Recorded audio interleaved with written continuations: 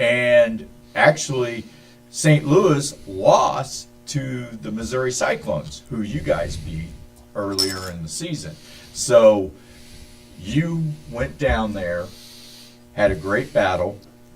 I think Coach Ross said that you guys were down, what, 10-8 at halftime, or 12-8 at halftime? So you guys 8-7 at halftime. 8-7 at halftime. So you go into the fourth quarter.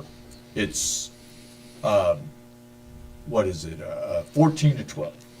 Mm-hmm. And you are, what, 10 minutes? They're 10 minutes away from ending your undefeated season. Yep. About 11 minutes. You have what John Elway did in Denver, the drive. The drive. Talk a little bit about it. Yeah. There was about 11 and some minutes on the clock. We were struggling a little bit throughout the game, of course. We'd have 4 or 5 steps forward, and then we'd take about 3-4 steps back, right? So what all happened at that time before we get to that drive?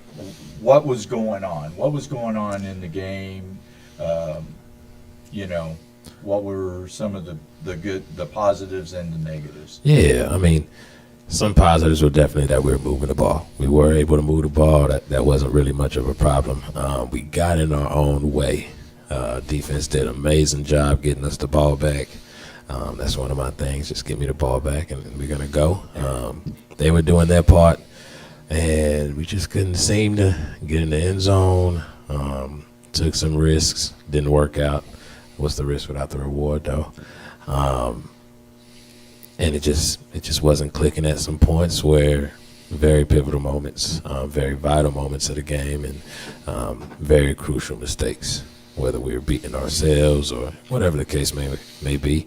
Some of us weren't seeing eye to eye. That's going to happen. And on this last drive, it was make or break. I knew for a fact that I believed in our defense, but I didn't want to give them a chance. I love those moments. I love those last drives. I watch those all the time. Tom Brady, Patrick, Josh Allen. I watch those drives a lot. So drive before that didn't go the way we wanted it. We were trying to run the ball second half. Wasn't working too well. Told the coaches, just trust me. Trust me and trust the offense, and just believe that we're going to go ahead and do what we need to do. I will find something that works for us, and we're going to drive down the field. We are going to get points, whether it was 3 or whether it was 6, 7, right? And obviously we want the 6, 7. That's always the best part. And we were able to go down and do that. Crucial third downs, fourth down. We were able to convert, and we believed in each other. We fought. Touchdown. So before that, what were you seeing before that drive? What were you seeing in the game? Now he's seeing it from, obviously from maybe a different prospect than you, because he's the quarterback. You were seeing it from the wide receiver perspective. I wouldn't say it's too much of a difference. It's kind of similar, but a little bit in a couple different ways, just because I'm not a quarterback. But at the end of the day, yeah, we still feel the same pressure. We still feel the same momentum shifts. We still feel the same as he feels. Like our offense flows together. Like we don't really stray away from each other. So same time he's feeling the same thing he's feeling, we're thinking pretty much the same thing he's thinking. I did see that they did leave a couple things open. Every time I saw what I saw, I would go back and tell our OC, and I would tell Juju, and let him know, like, hey, this is what I see. Maybe try this, whatever. Just throw out suggestions here and there. And they listened to me, and some worked and some didn't. Some helped us move the ball down the field, and, some put us in worse situations, Shout out to our defense. They held it down for us. So. Absolutely. So going to that last drive, what was your mind frame? Score. Show them why I believe that I am the best quarterback, the best prospect to have when you want to go win the game. That was definitely my mindset, showing that our offense can come up in the moments when they need to, and when it matters most. So did the coaching, did you guys see did you have a different mind frame than maybe coaching? Because you were saying the last couple of drives before then, you were running the ball and it wasn't very effective. Yeah, no, I mean, the whole second half, it was a little bit tough to run the ball. Those boys dropped their things and they went to work. I mean, they had a real good adjustment to how we were running the ball in the first half, because it was working the first half. So they had a good adjustment for that third quarter. We had to make ours. And speaking to the coaches, my offensive line, they did amazing. That last drive couldn't have happened without them. I know them boys were tired, but they had our backs. So we all had theirs. So where did you start? When did you start that drive at? We were pretty down near our end zone, probably about 20, 25 out. So in around other that words, area. you virtually had to go 75, 80, Oh, yeah. 80 yards. Oh, yeah. For the At least 75. At least Yeah, 75. yeah, we had to go a ways.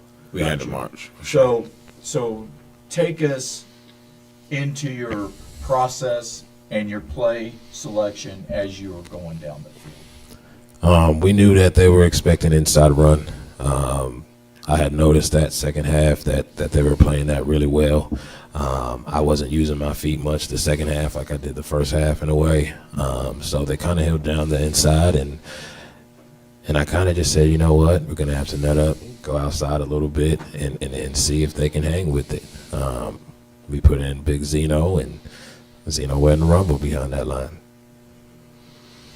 Gotcha. So you also had 3 fourth down conversions that you had. Now, before that drive, did you have any fourth down conversions, or did you try fourth down?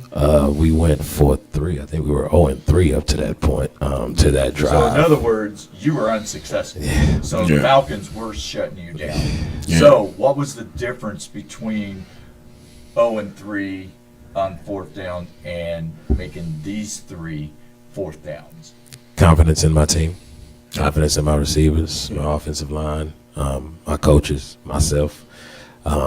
I've been in these moments. It's not one of those things that was like, oh, it's gonna break me. So I just took what I've done before to be successful in these moments, and my teammates put me in the best position to go ahead and go for it, and believe that we was gonna make those fourth downs happen. So what did you see from the Falcons that was different from the previous fourth downs that you saw on these fourth downs? They were given a little bit of an area to where they would drop into a cover 1, cover 3 look in a way. They weren't doing too much of that for the game. They were keeping too high pretty good, and they were reading us pretty well. I saw that they shifted at least a little bit in the run game fit as well. I saw that there was outside edges. I saw that my O-linemen, my receivers, I saw that they were willing to block for the running back. And so I just put the trust in them. I put the ball in the running back's hands for a little bit and let it go to work. That's what opened up all those passes that we completed as well on that drive. So when you were in the huddle and you were telling them, look, we got it. So what was the mind frame of your players? Let's go down and win. Yeah. I mean, Yeah. that's every single one of them. Whoever was in the game on that drive, the mindset was, we're going to win this thing. We're going to go down and we're going to score. We're going to get some points regardless. Now, we wanted the 6. That was what we wanted. That was our goal. We all talked about it. Every single receiver was hype. Every single lineman was hype. My running back was hype. All of them that were in the game, like, every time a successful play happened, even when we went back on a couple of penalties or whatever the case may be, or a sack or a bad run, whatever the case may be, they came into the huddle like, let's go. They was ready to go. So we just went ahead and we kept moving forward. Absolutely. So what was your mind frame? So were you nervous? Were you worried? Were you you were like, no, we've got this. So how was it? It's kind of like Joe Montana, the guys Yeah. were worried on the last drive in one of the Super Bowls, and Joe Montana was pointing at a person in the crowd or whatever. What was your mind frame? So I think the drive before the big drive, we went first down and then 3 and out. I believe so. Somewhere like that, yeah. We came to the sideline, and the first one-on-one I had was me and Juju. Second one-on-one I had was me and Coach Robinson. The final one was me and Coach Ross. And after each one of them, I said, we're going to win this game. Like, we don't have a choice. We're going to win this game.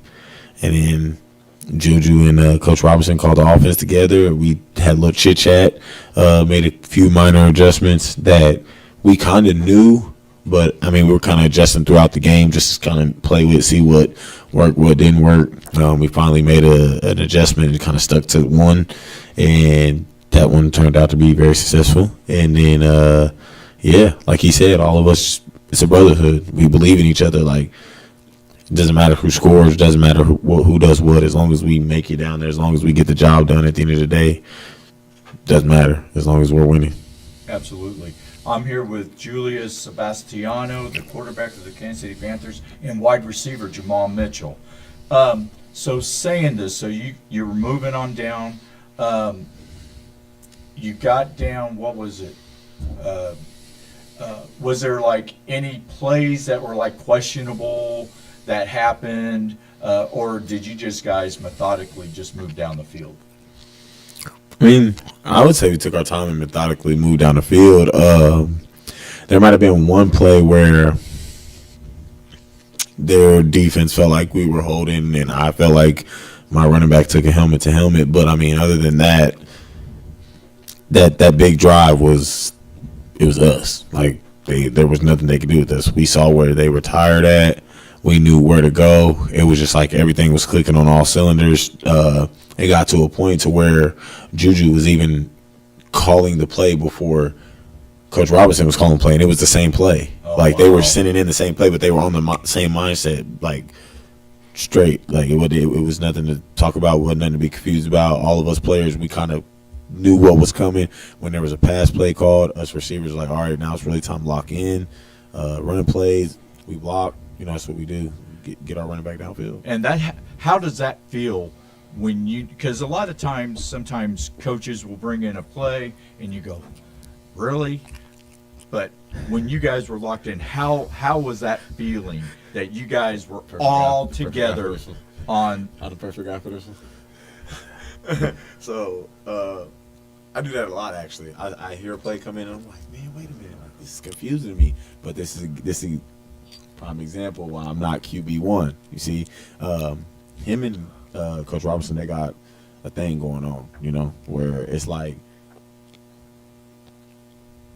one will send in a script and the other one will do the script. And it's just like you just sit back and kind of watch and kind of enjoy it, because you just know when it's your time to enjoy the moment, it's fun, So I just feel like that's kind of where we're at as a team. That's how all of us look at it. All of us skill players look at our quarterback and we trust him. Whatever him and Coach Robinson bring in, that's the play we're doing, and we're going to go 110%, 150% for it. And that's just what it is. So you got down, and where were you guys at when you threw the winning touchdown pass? About the 20-yard line, Okay. somewhere around there. So you got down to it. So describe the last play, the winning touchdown play. Yeah. As you just asked about, the play calling, and he's talking about the script.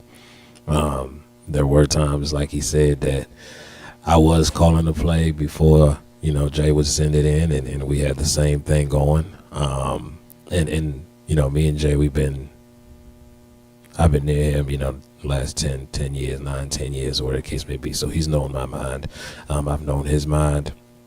We've played together before, plenty of times, and so like we're pretty in sync. There will be times he calls something, and I'll change out of it. There'll be times where I tell him I want to run this, and he says don't run this, and we go do it.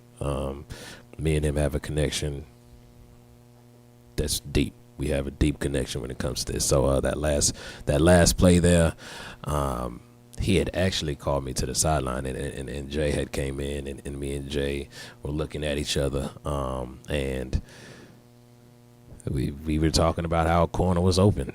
I saw they were having one in the middle of the field, and it was evident. Let's keep corner short and let my two insides win. You know. So were you successful during the game on those corner routes before that one? There were a couple that I had already hit, and then they kind of went and started playing against that, dropping that corner a bit. So for a time being, it was not working. But once we got those outside runs going and everything, they went ahead and brought somebody down, which then opened it back up. So that last play, he comes in and he's like, hey, we got it. And I said, yeah, I see it. He said, did you see it last play? I said, yeah, of course. I just wanted to get us closer. So in other words, did you run the same play that you did like the previous play or two before that? No. So the previous two plays were runs, and it was still keep that nickel or that rover, whichever they were bringing up, keep him up, put him in the same formation, bring him up, and so I ran over to the side after the play right before the touchdown, ran over to the side. Jay called me over and he said, hey, the corner's open. And I looked at him and I said, that's literally what we were about to call. So and in he's other like, words, you were setting up the nickel back. oh, most definitely. And he said the corner's open, either side. I said, yes, it is. I'm going to give him a fake so they think that the run is still coming. And we're going to take a shot. We're going to take a shot. I was using the clock wisely. I was letting time go down as close to 5 seconds as I could, basically the whole drive. So, hey, let's take a shot. We got about a minute left, a minute 10 left. Let's go. And me and Jay were on the same page, as he said. I called the play before Jay had the play called, and he knew we were in sync, you know, and me and Jay have done that a lot this season. Me and Coach Robinson have done that a lot. So shout out to him for sure. And slowly but surely, like, shout out to our offense. Like, it's coming along. Like, it's starting to get really, really scary and in sync. And what most people don't know is, and something I want people to, like, grasp for a second is, we ain't even peaked yet. We ain't had our best game. Yeah, like, we haven't even went that 110% or crazier, you know. Like, we've seen it in practice. We've seen it during workouts before, you know, season start, all that stuff. Like, we know what we can do. Right. We haven't opened up that segment of the playbook yet. So it's things to come that we know we're even more in tune with, that we ran before, that we know works. It's just like, right. And a lot of the success that's coming later on in the season here from our offense, it's solely in big credit to our defense. I believe they're the number one defense in the league.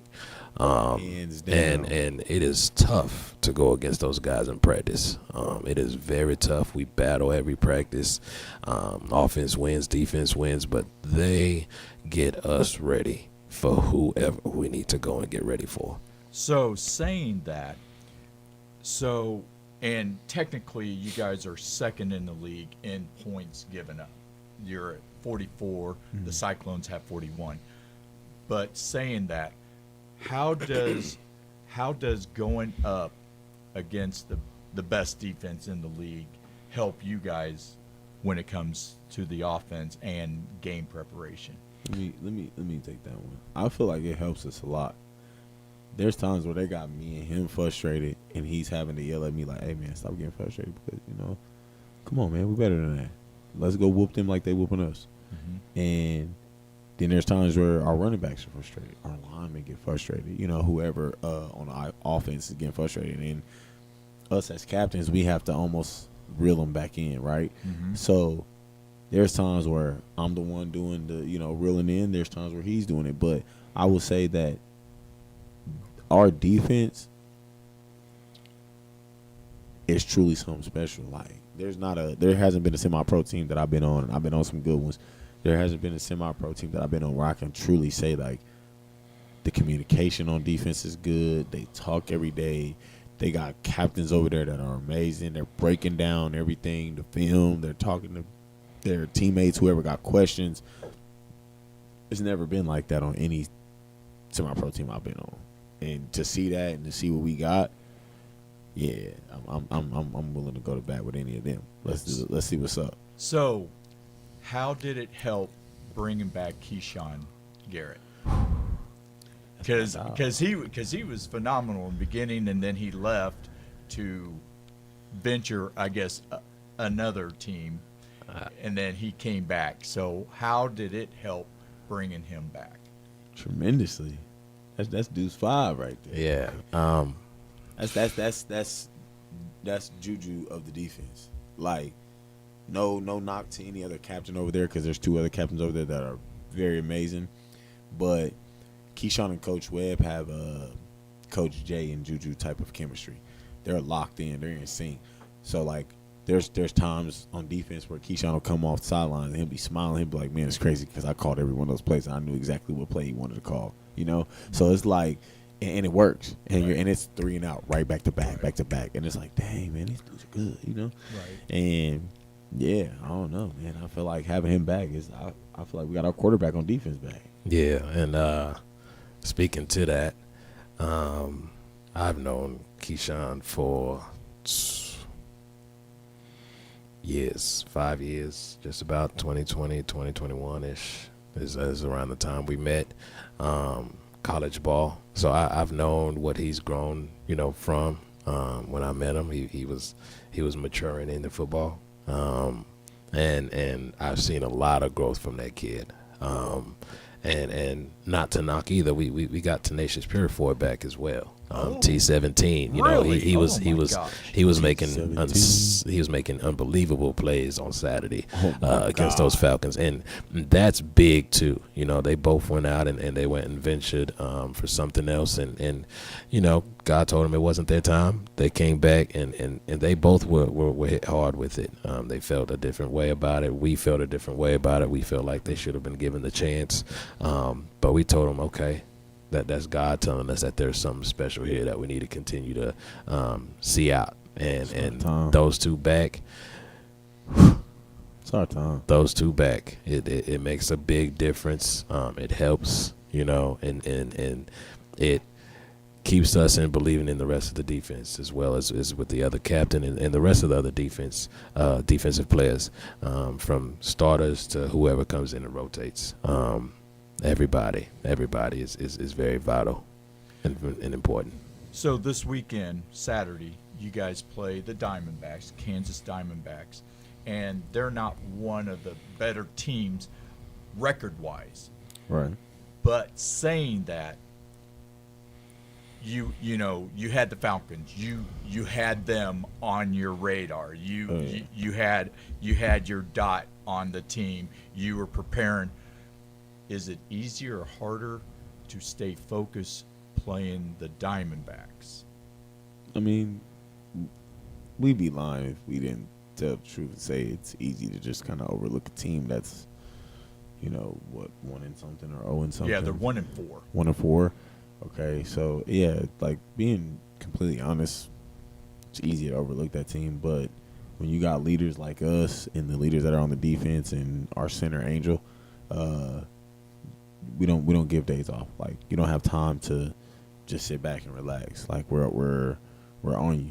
You know what I'm saying? Like, hey, still practice, we still got a game, we still got to win.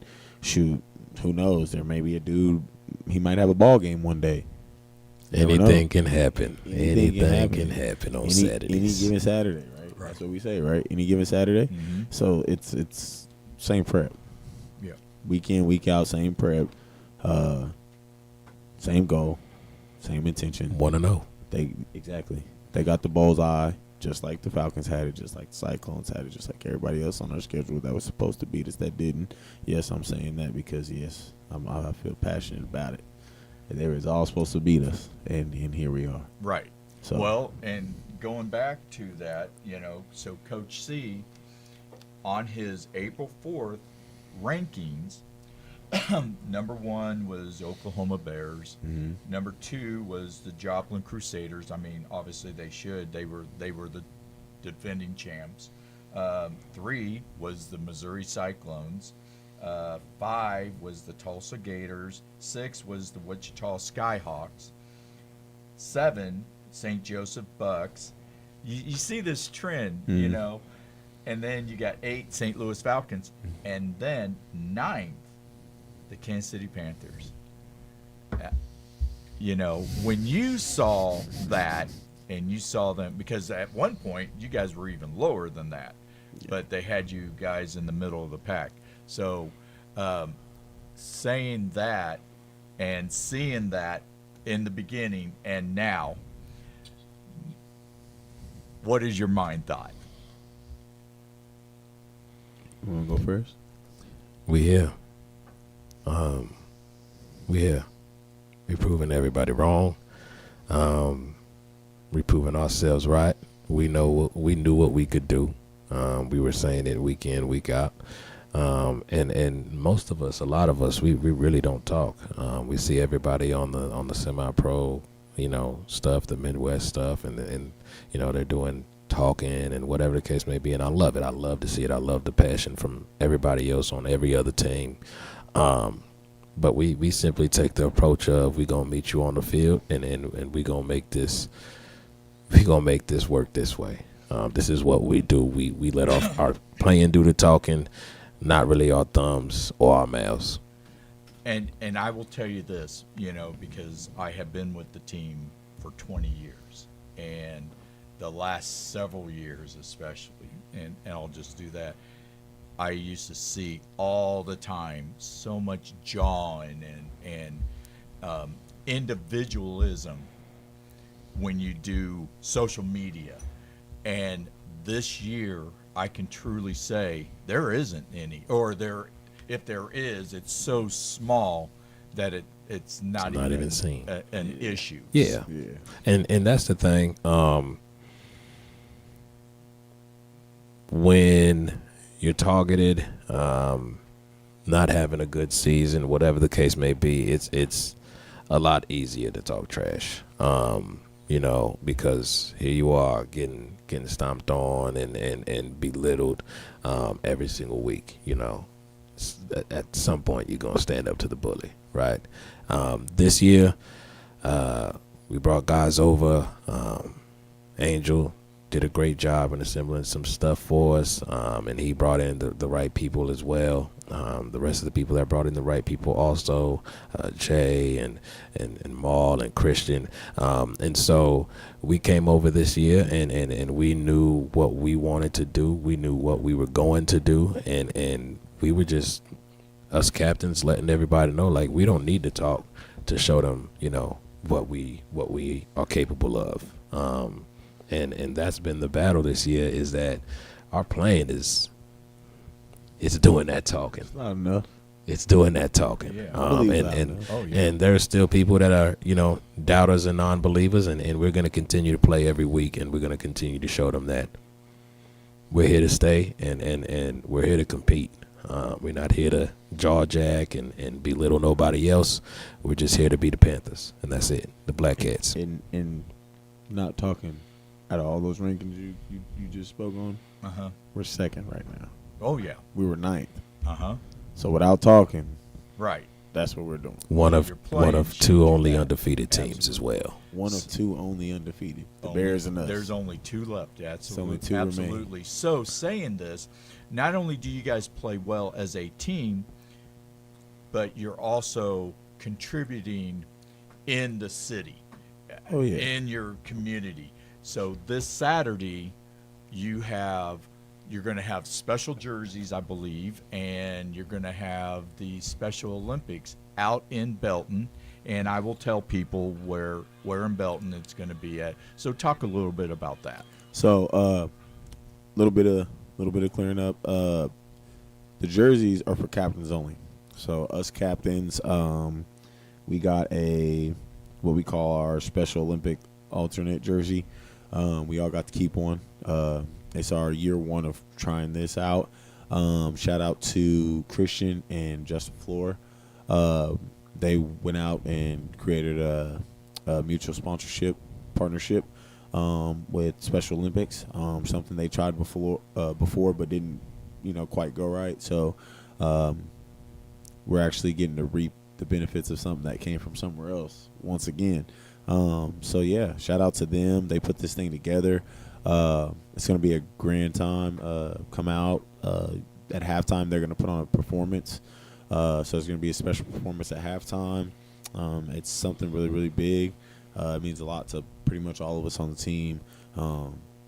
Pretty much all of us have, put our hand in this pot before. So, yeah, it means a lot to us. So sure. what time? So if I'm a fan and I'm wanting to go out there, what time should I be out there? When does the festivities start? Not the game. The game is going The to game be at is 4 the o'clock. festivity too. Right. The game is the big festivity. I would say be out there approximately maybe about 3. Game time's 4. There's some stuff that might go on before. Not too much because most of it we're saving for halftime. But there will be things going on. We'll take pictures and say hi. We also will do a autograph thing that will be announced as well during halftime. So be listening at halftime, everybody. We will be announcing something special at halftime. So yeah, definitely come on out. Absolutely. Wide receiver Jamal Mitchell, quarterback Julius Sebastiano is on the show, and right now we're having a phenomenal show. Absolutely. So Thank you for I having appreciate us. you guys coming. Yeah, And I know we're a appreciate little it. bit past halftime, but that's okay because we've really have just totally enjoyed this. I've enjoyed this. Definitely. I feel like that only Definitely. happens when I'm on the show. We go over only when I'm on the show. Every time I'm watching the show, anybody else, Oh, you mean so him? So it's not. So you see how he did that, do you? it's always me. Me and Christian over. Me and Jay over. Me and QB1 over. Absolutely. So you technically have not clinched home field advantage. I believe with this win, you will, because even if somehow, and I really don't even want to say it, but somehow you trip up in your last game because your actual last game is against the Swarm, which had folded, so you will not have a game. Right. Still got the Punishers. Too. Right. That's what I meant. The Punishers. You still have the Punishers, and somehow you may trip up or something. But if you win this game, you have sealed the Gateway Conference, which also means playoffs in Kansas City until the championship game. Yes, sir. Now, saying this, and I've got to talk with Jimmy because I've got a bone to pick with him a little bit. Do we know where the championship game is? Yes, I believe so. I believe so. It's pretty sure scheduled to be in Joplin. Yeah, I believe it's in Joplin. Okay, that's what I have thought this from the beginning, but obviously So- Jimmy had never officially said. Yeah, it was a couple people. I got the privilege to talk to Coach Jimmy for a little bit one night on the phone, and he was telling me about some ideas that a couple of the other owners and other people that are a part of the group that decides that.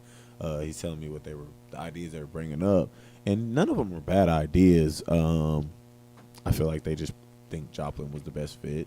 It's nice facilities over there. Nothing wrong with that stadium. Nice venue, big enough to put whoever we want in there, right? So I have a bone to pick with that stadium too, though. Yeah. I like. That's why I like it too. We got some okay. unfinished business to go down there and tend to. There so, you go. Yeah. There you go. Absolutely. So, and I know you guys got practice. So, but I am enjoying this too much Right, to right. even. I don't even want to take a break right now. We here for the And show. besi- Come on, we here for the show. Yeah, Good. absolutely. So let's just say, oh, I've got to ask you because I've already asked him about it.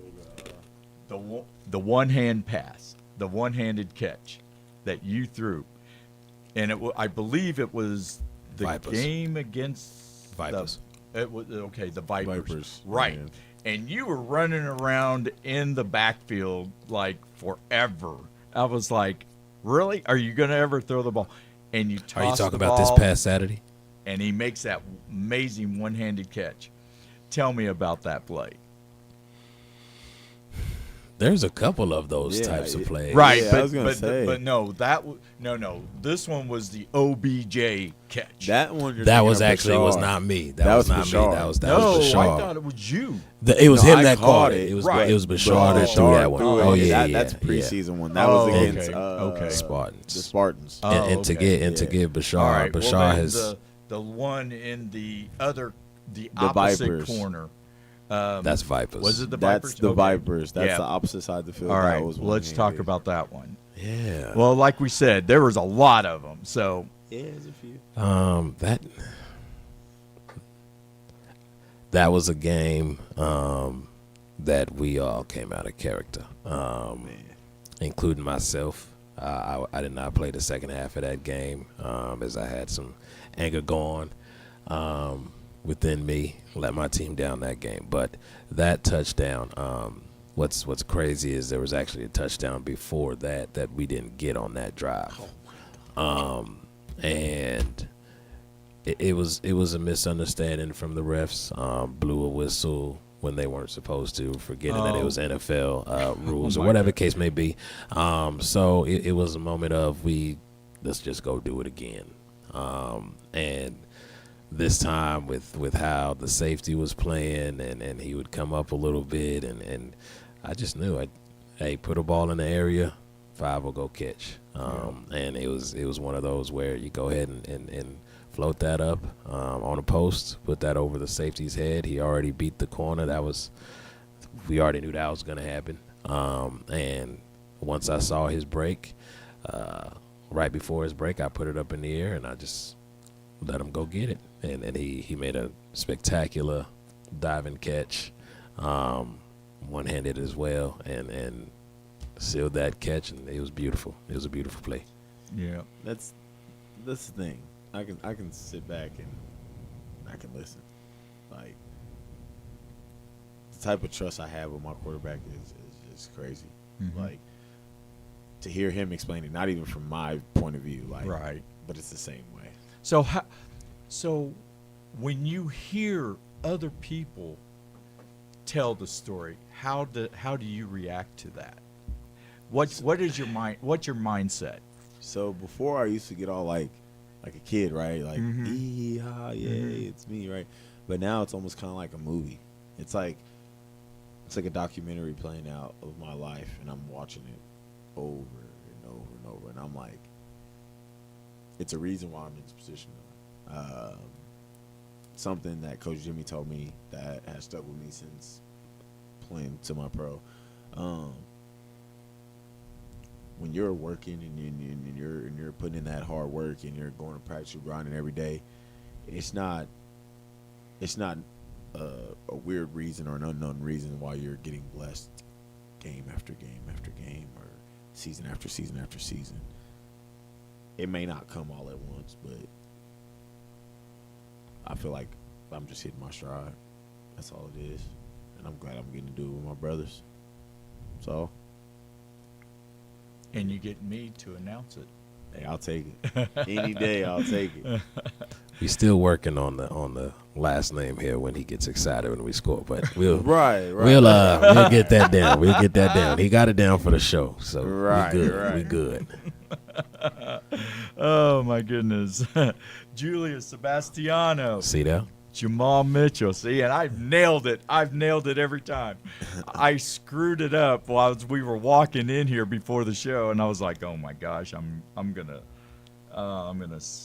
suck on it really bad." But no, I've nailed it. So QB1 and WR1. So, and we're going to take a quick break. And then when we get back, we will talk some more football. How's that? So you are listening to Any Given Sunday on KUAW.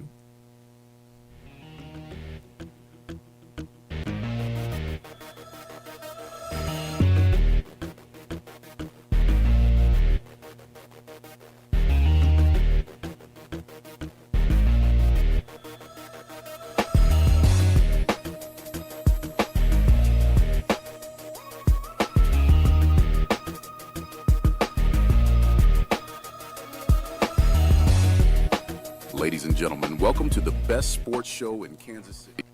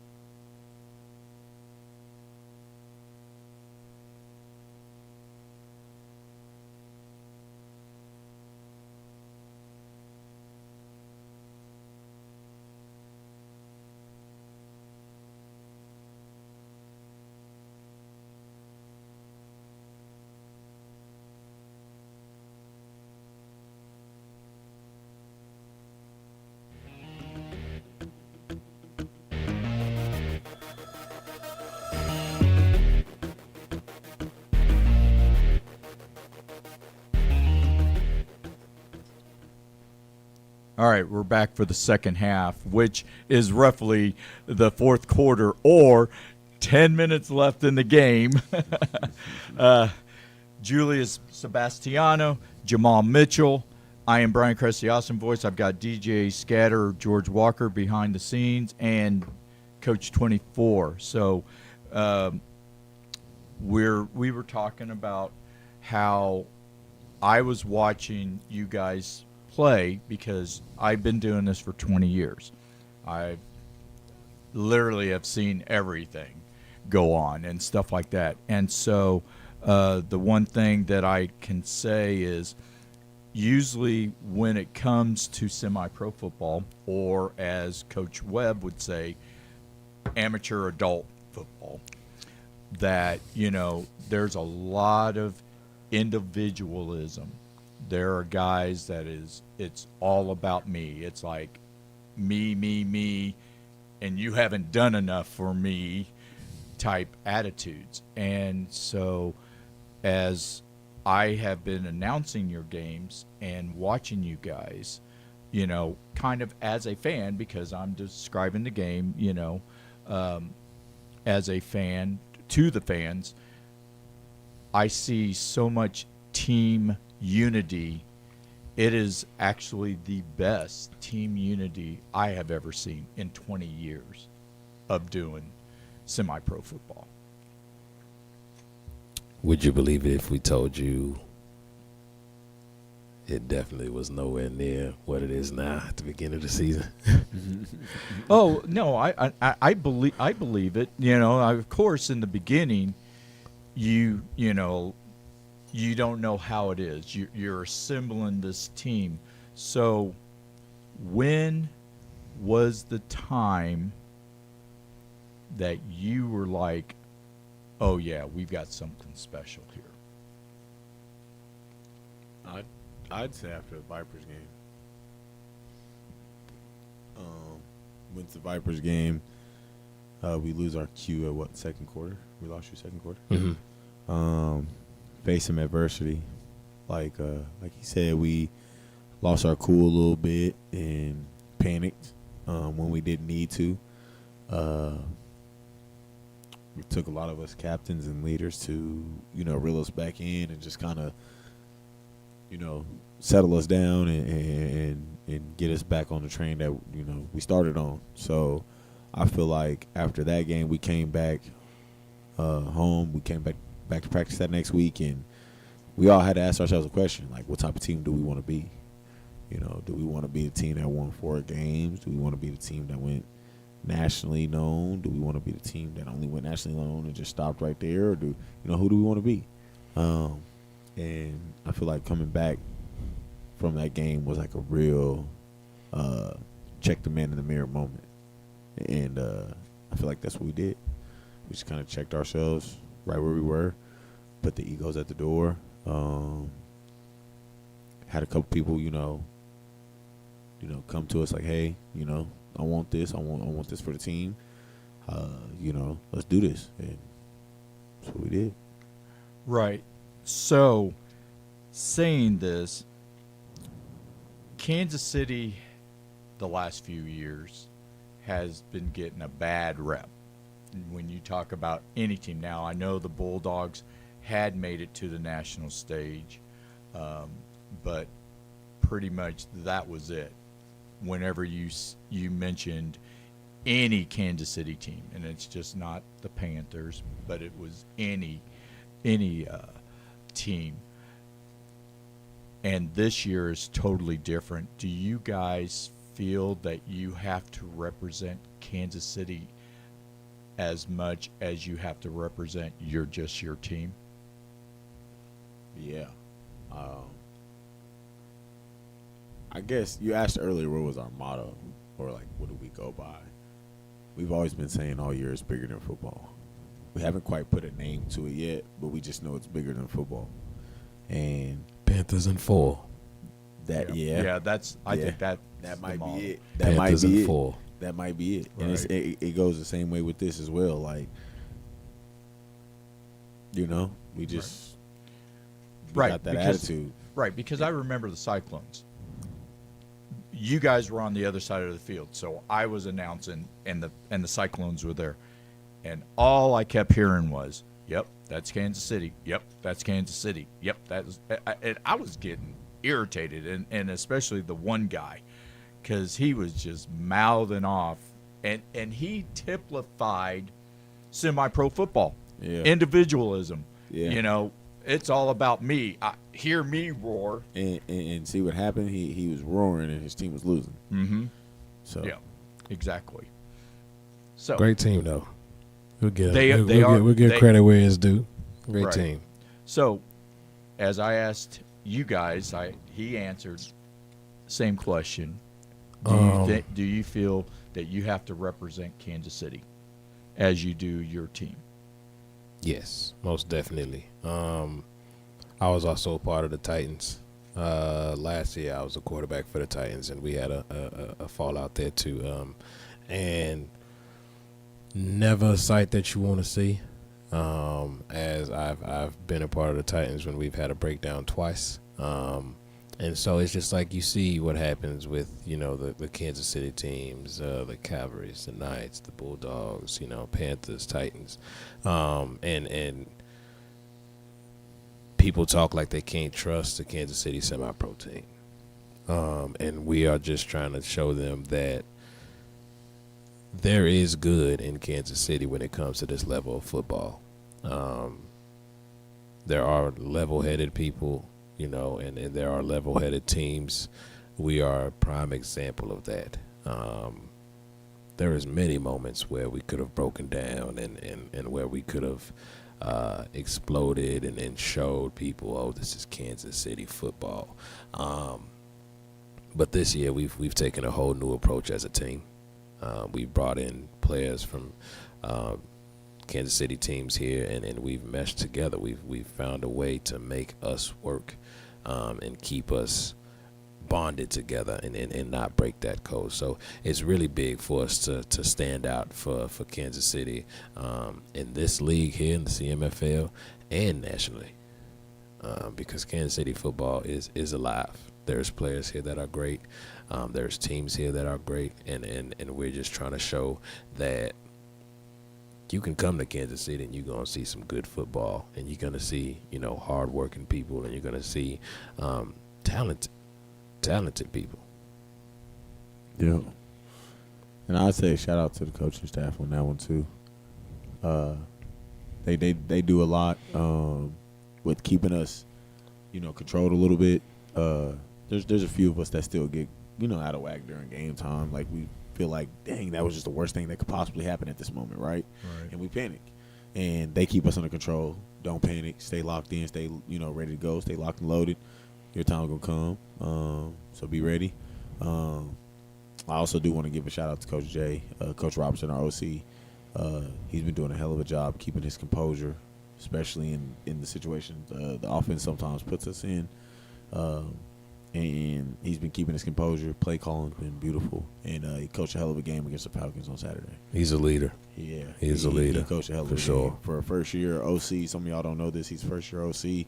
Yeah, he did that. He's done great. He's doing a beautiful job. And that is good, because normally when you go from player status to coaching status, a lot of times that's a hard transformation. Still got to player make. tendencies. Yeah.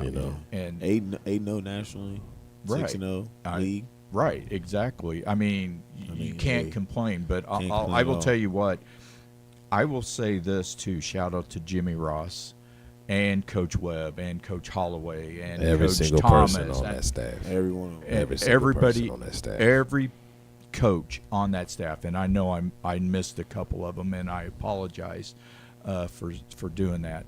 But I'm going to say this is, and I've known Jimmy Ross 20 years. This has been his best coaching job. I mean, to get, and it's not just about him. Yes, it's his team. He is the head coach. He's the so-called boss. But he has instilled discipline this year that I have not seen in previous years. Now, I have long time ago, but the last few years, it's been, like we said. But the fact he got not only the right players, he didn't get the best players, because there are probably some players out there that could probably be better than some of them. But it's kind of like the 2015 Royals. All of them wasn't the best players. They weren't Aaron Judge and stuff like that. But together as a team, They were the best fit. they were the best team. And so with this, with the coaches and the players, and instead of players fighting amongst each other, you've got the players policing each other to make sure that the coaches don't even need to do it. Yes, the coaches step in, and of course, Coach Webb will always speak his piece. You're not going to get. You are not going to get away with that. And the part of that is Coach Ross, all the coaches, they've put themselves in our shoes as well. They've kind of, in a way, made themselves players.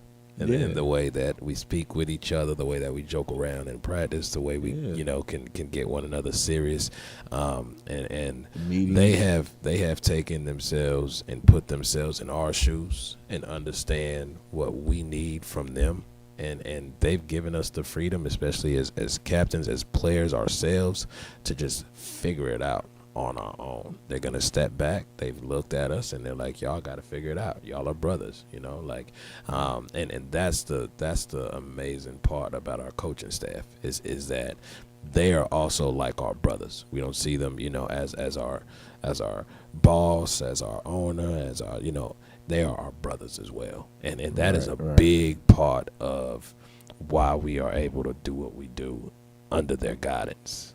It's nothing like, coach player. It's brother. Right. Yeah. And it's teams like the Panthers this year that the CMFL has been a phenomenal league.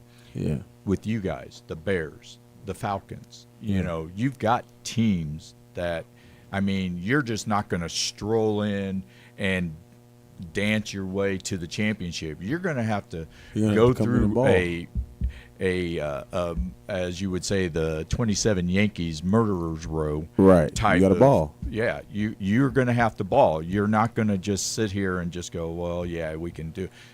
I'm looking at this. There are some really, really good teams, and that's what makes a great league. Yeah. Yeah, for sure. Yeah, competition definitely always makes a great league, for sure. So, saying this,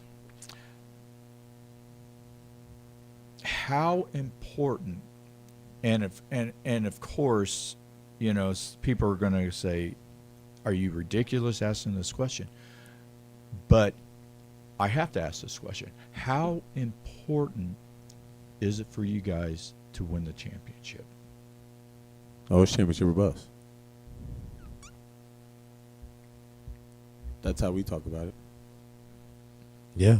It's before we knew, not to interrupt you, Jude, but before we knew who we had, just the collective, like our group, it was championship or bust.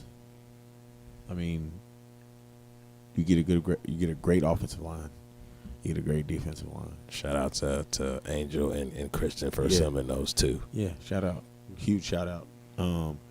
Then our receiving core, our DBs, our running backs. You just look at our team.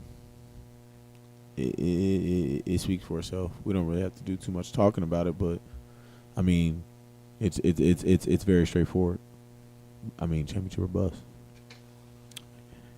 Absolutely. So, and I know you guys kind of looked at me a little bit, but every team says, yeah, championship or bust. But you already know that there are some teams that are not even close to it. Look at the NFL.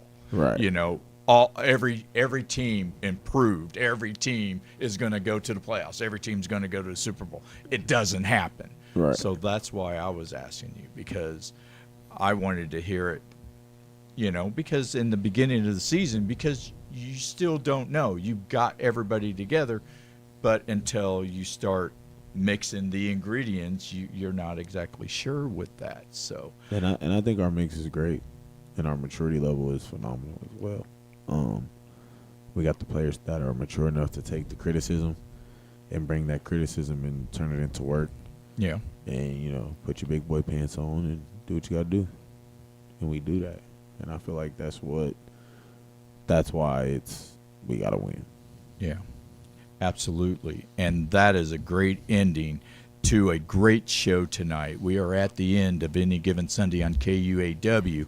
I've got Jamal Mitchell, WR1, and QB1, Julius Sebastiano. And I thank you, gentlemen, very much for coming on to the show. Thank you for having us. Thank you for having us, for sure. And definitely we'll talk about going on the podcast, which is it's On the Record with Marvin Durant. And he is on Spotify, so you guys need to listen to this. This was episode 92 of Any Given Sunday. So thank you, gentlemen. So with Coach 24, my brother with another mother, Darwin Penny, DJ Scatter, George Walker, the producer and the man who runs the show, and I am Brian Kress, the Awesome Voice. Be awesome, not angry, and you guys have yourself a phenomenal football weekend. And make sure you be out at Belton this weekend. Let's Belton go. High School, 4 p.m. o'clock. is kickoff. Be out there. Come help us support the Special Olympics. On the way to 1-0 for the week, 9-0 for the season. Championship drive. Let's go.